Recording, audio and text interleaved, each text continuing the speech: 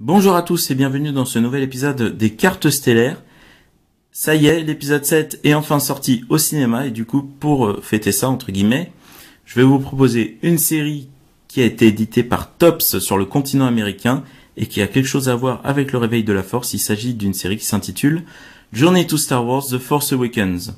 Alors tout d'abord, c'est une série à ne pas confondre avec la série qui est sortie chez nous qui s'appelle Voyage vers Star Wars, le réveil de la Force, donc Journey to Star Wars The Force Awakens, finalement, qui a le même nom, qui a été édité par Topps Europe. Donc c'était une série exclusive à l'Europe. Ici, vous voyez bien, c'est pas exactement les mêmes cartes. En revanche, ça a à peu près le même but, c'est-à-dire faire revivre certains événements jusqu'à l'épisode 7. Au niveau de la composition de ce set, on a tout d'abord 110 cartes de base, comme ceci. Alors il existe ces cartes de base en bleu ciel là pour les bords, mais il existe des sets de 110 cartes également, avec des couleurs variables, donc qui sont plus ou moins rares. On en trouve par exemple une par paquet pour une variation qui s'appelle Jabba Slime Green Starfield Parallel 7, donc avec des bords verts. Donc ça, il y en a un par paquet, sachant qu'il y a des paquets de 8 cartes. Mais ça va ensuite à une tous les 2 paquets pour une autre variation qui s'appelle Black Starfield Parallel 7. Ça va ensuite à 1 sur 4, 1 sur 6 paquets, 1 sur 12. Et ensuite, on passe vraiment aux choses sérieuses avec le Hot Ice Foil Starfield Parallel 7, voilà, qui est édité en 150 exemplaires. Donc il y a 150 exemplaires seulement de chaque carte.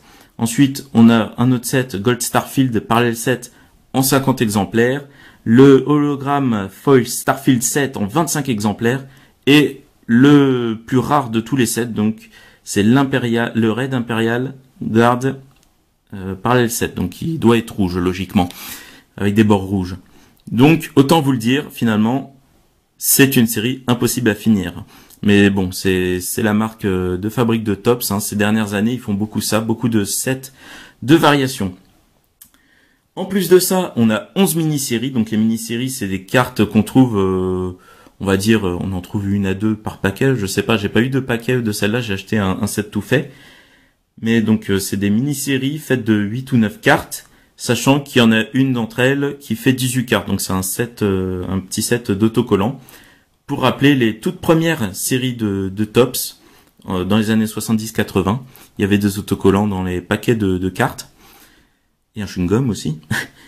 Et voilà, c'est la première chose qu'on voit dans ces cartes, c'est que ça rappelle beaucoup les vieilles cartes, les cartes vintage de Topps, et ça va même jusqu'au dos, parce que là on voit, c'est du carton le truc, c'est du carton, et ça, c'était la couleur qu'avaient les cartes vintage aussi. Donc c'est un aspect sympathique, ça revient, ça retourne aux sources en fait. Au niveau de la checklist, on a en plus 20 cartes patch, je vous montrerai à quoi ça ressemble. C'est des cartes assez rares. On a 44 cartes, c'est dur à dire, 44 cartes d'autographes, avec là aussi des sets de variations. Donc il y a les cartes autographes normales, il y a les silver, donc argentées, les gold, qui sont limitées à 10 exemplaires, et les Red Imperial Autograph Card en un exemplaire. On a ensuite 4 Dual Autograph Book Cards, qui sont limitées à chacune à 3 exemplaires. Et enfin, 2 cartes avec un triple autographe, c'est-à-dire 3 autographes. Voilà, vous n'êtes pas analphabète, vous savez ce que ça veut dire. Qui sont limitées chacune à 5 exemplaires. On a en plus des sketch cards, donc en fait des dessins originaux, des vrais dessins faits par des artistes. Donc ce sont des cartes uniques en fait. Et on peut trouver aussi des printing plates. Donc c'est des espèces de cartes métalliques. Ça sert un peu de négatif en fait aux cartes. C'est ce qui a permis aux cartes d'être imprimées. Et c'est un peu le négatif de la carte en fait. Et on a aussi des printing plates signé avec des autographes, voilà, en un exemplaire chacune. Donc il y a du collector pour cette série, mais nous on va se contenter des cartes un peu moins rares parce que j'ai pas toute la thune non plus quoi. Donc on va commencer, voilà, je vous ai réparti tout ça par épisode, et on va commencer par l'épisode 1 qui n'a droit qu'à 5 cartes sur les 110. Voilà, Negotiations Gone Wrong. Et au dos, alors voilà, on voit, on a un petit résumé de la menace fantôme, 1 sur 5. Donc au dos de ces cartes, on a que du résumé. Vous avez le numéro ici de la collection. Hop, je vous montre, voilà, vite fait, la course de Pod Racers. Voilà, Anakin qui chiale. Voilà, merci. Palpatine qui commence à à embrouiller la tête de tout le monde. Et le combat contre Dark Maul. Donc ça, c'était les cartes épisode 1. Les cartes épisode 2, il y en a le même nombre. Il y en a 5.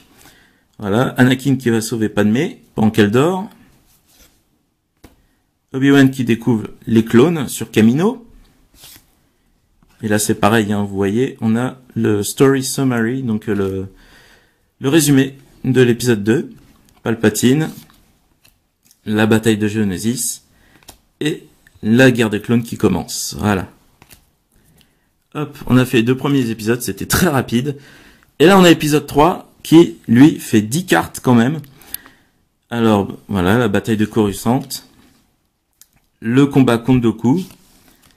Anakin qui retrouve Padmé. Le combat entre Obi-Wan et Grievous. Le combat, la fin du combat entre Palpatine et Mace Windu. Et Anakin du coup. Palpatine qui donne l'ordre 66. Le combat entre Anakin et Obi-Wan. Le combat entre Palpatine et Yoda. Ça y est, voilà. Rise of Darth Vader. Et la toute fin de l'épisode 3. Voilà. Et là, c'est un résumé en 10 cartes. Voilà. Ils ont un peu plus détaillé pour cela. Donc, ça fait 20 cartes pour la prélogie seulement. C'est pas énorme, mais bon, ça fait toujours 20 cartes de plus que la série Journey to Star Wars The Force Awakens qui est sortie en Europe. Parce que nous, on n'en avait pas finalement. On n'avait aucune, on n'avait que sur la trilogie originale et le Réveil de la Force. Et là, on passe à l'épisode 4. Voilà, Dark Vador qui arrive. On a le résumé en 10 cartes. Leia qui planque les plans de l'étoile noire. R2D2 et C3PO qui fuient la corvette. Les Jawa qui capturent R2D2. Anakin qui fait des emplettes. Luke, pardon. Luke qui rencontre Obi-Wan. Les créatures de la cantina. Là, on est toujours, voilà, dans le résumé. Han Solo. Luke qui s'entraîne. La première leçon. The End of Alderaan. Voilà, Alderaan qui explose finalement. Et là, on est dans la dernière. Et là, on va passer à autre chose au dos des cartes. Voilà. Obi-Wan qui se sent mal. Qui a le mal de l'air. Voilà, donc ça, c'est des anecdotes. Maintenant, on rentre aux anecdotes. Il y a des anecdotes sur le tournage du film. Donc, c'est assez intéressant. Et il y en a 10 cartes comme ça. Donc, c'est des anecdotes qui se suivent. Voilà, il se planque. Le compacteur d'ordures. Luke qui sauve Leia. Le combat Obi-Wan Dark Vador. Le X-Wing. Hop. Luke qui se prépare à la baston. La baston. Et Luke et ses amis qui gagnent. Qui sont récompensés. Voilà. Donc des anecdotes. Donc il y a 20 cartes pour l'épisode 4. Et c'est pareil pour l'épisode 5 et l'épisode 6. Il y aura 20 cartes. Voilà. Hop. Et là, on entre dans l'épisode 5. L'Empire contre-attaque. Hop. Luke et Leia. Je dis n'importe quoi. Han et Leia, pardon. Le Wampa. Luke qui est mal en point. Voilà. Ils ont trouvé les rebelles. Super. L'attaque des AT-AT. Sur Hoth. Voilà, la bataille de Hoth. La fuite de Hoth avec le Faucon Millenium. Luke qui a un nouvel ami apparemment. Voilà, c'est Yoda. Le message de l'empereur à Dark Vador. L'entraînement de Luke. Voilà, Luke qui rentre dans l'arbre chelou, là. Les chasseurs de primes, voilà, qui cherchent les rebelles, qui cherchent Han Solo. Voilà, encore l'entraînement sur Bespin. Et voilà, Han qui a perdu, qui s'est fait congeler dans la carbonite. Le combat entre Luke et Dark Vador, le premier. Le premier vu dans les films, parce que maintenant qu'on a les comics, on peut voir qu'ils se battent déjà avant. Le terrible secret, voilà, je vous laisse deviner ce que c'est. Alors j'ai pas montré au dos, mais c'est toujours le résumé, 10 cartes de résumé et 10 cartes d'anecdotes. Et la fuite de Luke. Et j'en ai oublié une évidemment, là, voilà, c'est le plan de fin. Voilà. Hop, on passe à l'épisode 6, 20 cartes toujours, l'inspection de Vador, les droïdes sur Tatooine, Jabba le Hutt, Luke qui va menacer Jabba, Leia et Han qui se font capturer en fait, le Rancor, l'escarmouche, c'est ça hein, qu'on dit je crois, ouais, l'escarmouche, sur le Sarlacc là, Yoda, Palpatine, hop, la leçon de Ben, les leçons de Ben, la planification de l'attaque, voilà, Luke sur Andorre, les jumeaux Skywalker, voilà, ça y est, il lui a dit, je suis ton frère, Dark Vador et Luke, la capture de Han Solo et de ses amis, la bataille contre la deuxième étoile de la mort, le duel final entre Dark Vador et Luke, voilà, Anakin qui revient du côté obscur, le feu, voilà, le bûcher sur lequel est brûlé Dark Vador à sa mort, et enfin, les esprits de nos trois amis, Anakin, Yoda et Obi-Wan, à la toute fin de l'épisode. Et là, on passe à ce qui nous intéresse aujourd'hui, à la partie du réveil de la force. Et là, on a 30 cartes quand même. On a 30 cartes, mais par contre, il voulait rien spoiler du tout. Du coup, vous reconnaîtrez facilement les images des deux premiers teasers. Voilà, on a 10 images du premier teaser et 10 images du deuxième. 20 images du deuxième plutôt. C'est pas ça? Ou alors c'est... Bon, on verra bien. Ou alors c'est 8 et 22. Je sais plus. Voilà, ça c'était le premier teaser encore. Rey, le X-Wing, Kylo Ren et le Faucon Millennium. Et voilà, c'est le deuxième teaser, donc c'est bien 8 et 22. Le second teaser, cette carte est jolie, je trouve. Poe Dameron, Luke et R2D2, le sabre laser de Luke, le vol des X-Wing, Poe Dameron qui est très content du coup, une explosion sur Jakku, Kylo Ren, The First Order, donc le premier ordre, Rey, les TIE Fighters, une attaque mystérieuse, le dilemme de Finn, les Star Destroyer, le Captain Phasma, BB-8, donc Rey. On a ici Finn, le Faucon Millennium qui est pris en chasse par les TIE Fighters, le Faucon Millennium toujours pris en chasse par les TIE Fighters, enfin vous avez vu le second teaser, hein. Han Solo, Chewie, we are home. Et enfin, une belle affiche du réveil de la force. Et pour en finir avec les sets de base, sachez qu'au dos des cartes, on a non pas un résumé et des anecdotes, mais des puzzles, donc des pièces de puzzle comme ceci, comme il y avait en fait dans les toutes premières séries Tops. Donc il y a des puzzles, il y a 3 puzzles au total, et en plus il y a 3 cartes. Donc ces trois là, hein. Ces 3 cartes où il y a le modèle. Donc je vais vous montrer les modèles plutôt que de faire pendant 3 heures les puzzles. Voilà, donc on a cette carte là en fait, hein, en puzzle. On a un très beau poster basé sur le premier ordre et un autre qui est basé sur Ray. Voilà, c'est tout ce qu'il y a à savoir sur le set de base. Et là, on va passer aux choses sérieuses puisque on va passer aux cartes un peu plus rares. Et on passe maintenant au mini set. Alors, je vous ai dit qu'il y en avait 11. Et moi, j'en possède 7, donc je vais vous montrer les 7. Ce sont des mini-sets donc de 9 ou 8 cartes, de 8 ou 9 cartes, sauf celui-ci que je tiens, qui est un set de 18 autocollants. Et ça rappelle fortement les autocollants qu'il y avait dans les toutes premières, dans les tout premiers paquets de cartes Tops, parce qu'il y avait des autocollants similaires.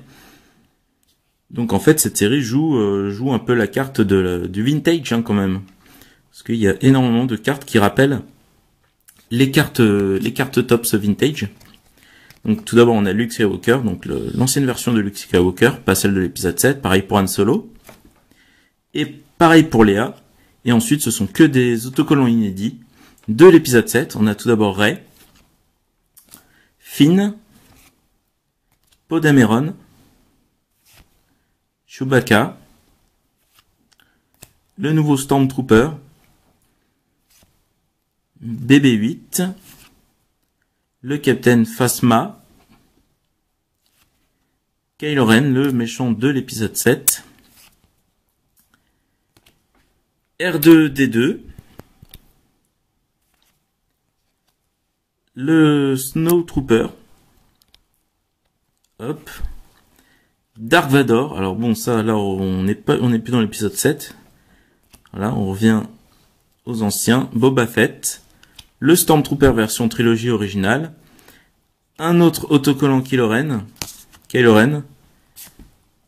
et enfin Yoda. Donc ça c'était les autocollants. C'est les vrais autocollants, hein. C'est pas de la blague. Mais voilà, on va les garder quand même sur sur la carte. Ce serait bête de les détacher. On a 2 autres séries, donc je vais commencer par la première. Bon, celle-là et celle-là qui sont assez similaires.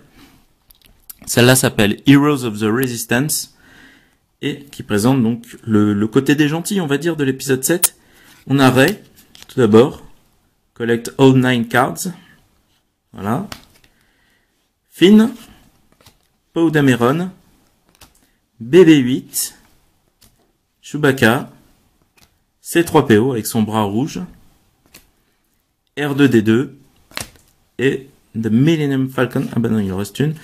The Millennium Falcon et The Resistance avec un petit best-of de tous les personnages, voilà.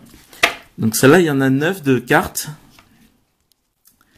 Alors que du côté des méchants, on n'en a que 8. Alors, on a Kylo Ren, le Captain Phasma, le Stormtrooper, le Snowtrooper, le Flame Trooper, voilà, c'est des nouvelles unités, ça. Enfin, le Snowtrooper existait déjà, mais sous une autre forme. La navette de Kylo Ren, le TIE Fighter version épisode 7, et pareil, la petite photo de groupe du premier ordre. Alors là, il n'y a pas tous les méchants, hein, sans spoiler quoi que ce soit. Il n'y a pas tous les méchants là-dedans, mais ça, c'est normal. Ils ont repris ce qui a été montré dans les bandes annonces. On a, alors ça, c'est très très joli. Moi, j'aime beaucoup ces cartes-là. Ce sont des cartes brillantes, mais pas que. Puisque ça reprend, voilà, le contour d'un personnage et une scène à l'intérieur. Alors, c'est des cartes qui existaient déjà. Ce concept-là existait déjà avec la trilogie originale. Moi, je me souviens, par exemple, de Boba Fett. La silhouette de Boba Fett pour l'épisode 5. Et la visière du casque de Boba Fett, c'était la cité du nuage de Bespin. C'était très joli.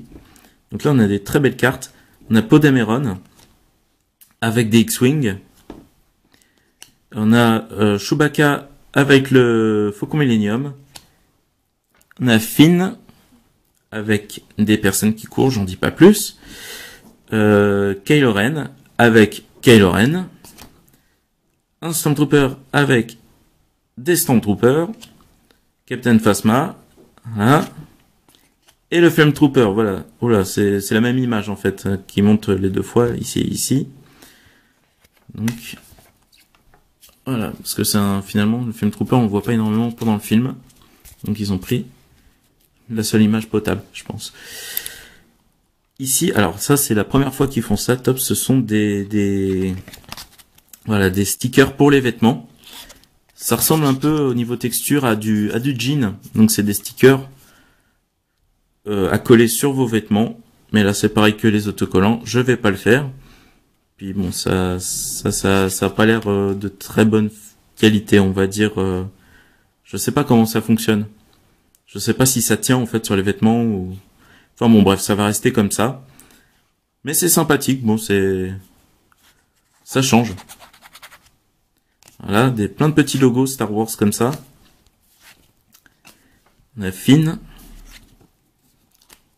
Le Premier Ordre. On a les Stormtroopers. Captain Phasma. Et Kylo Ren le méchant de l'épisode 7. On a ensuite deux autres mini-séries.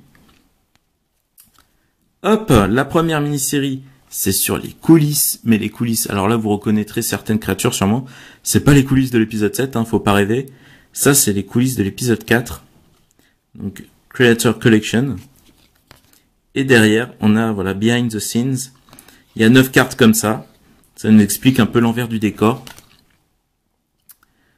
voilà, le maître à l'œuvre, c'est Ralph McQuarrie, celui qui a fait les concepts pour Star Wars. Les maquettes pour l'épisode 4. Anthony Daniels, donc l'acteur qui joue C3PO, en 1977. Les acteurs qui lisent le scénar, sûrement, de l'Empire contre-attaque. Voilà, encore des meupettes. Hein. De la sculpture. Ouais. The Birth of... Ouais, voilà, c'est la naissance de 2-1B, c'est le droïde médical de l'Empire contre-attaque, il me semble. Le char des sables, qui est moins imposant que dans le film, là, tout à coup. Et John Williams, qui fait sa musique sur les images du film. Et enfin, je parlais à l'instant de Ralph McQuarrie. Et bien ici, on a les concept art de ce même monsieur, avec au dos quelques explications sur l'image.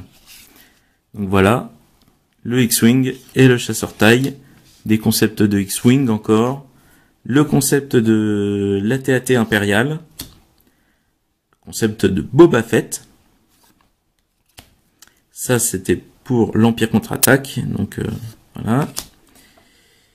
Le duel dans la salle du trône dans l'épisode 6. Très joli concept art, ça c'est très joli, c'est la course de pod racer de l'épisode 1. Voilà, un concept de site. Et là, on est au moment où Dark Vador devient Dark Vador. Le vrai Dark Vador avec son casque. Avec son costume. Voilà, c'est très joli. C'est très sympathique comme mini-série, celle-là.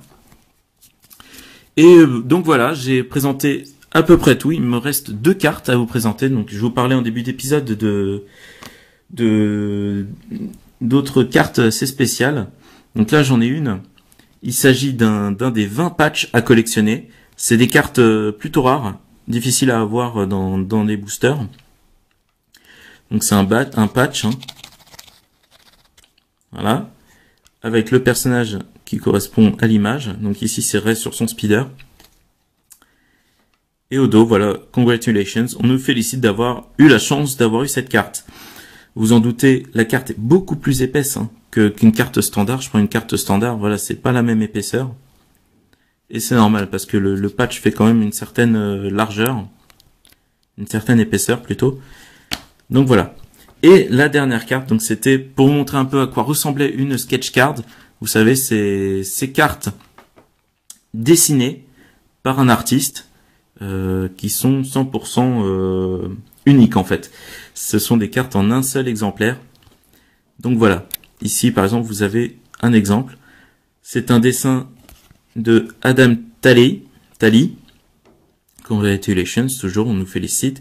C'est cool parce qu'on a un autographe du gars. Et on a un beau dessin. Donc parfois ils sont en noir et blanc, parfois ils sont en couleur. Il y en a qui sont beaucoup plus jolis que d'autres. Voilà, c'est pas le plus beau celui-là, mais voilà, il est loin d'être laid, je trouve. Et donc c'est un vrai dessin, hein. C'est une carte 100% unique. Voilà, donc c'est tout pour cette série. J'espère que vous en avez appris un petit peu à ce propos. Et quant à moi, je vous dis à la prochaine. Allez, salut!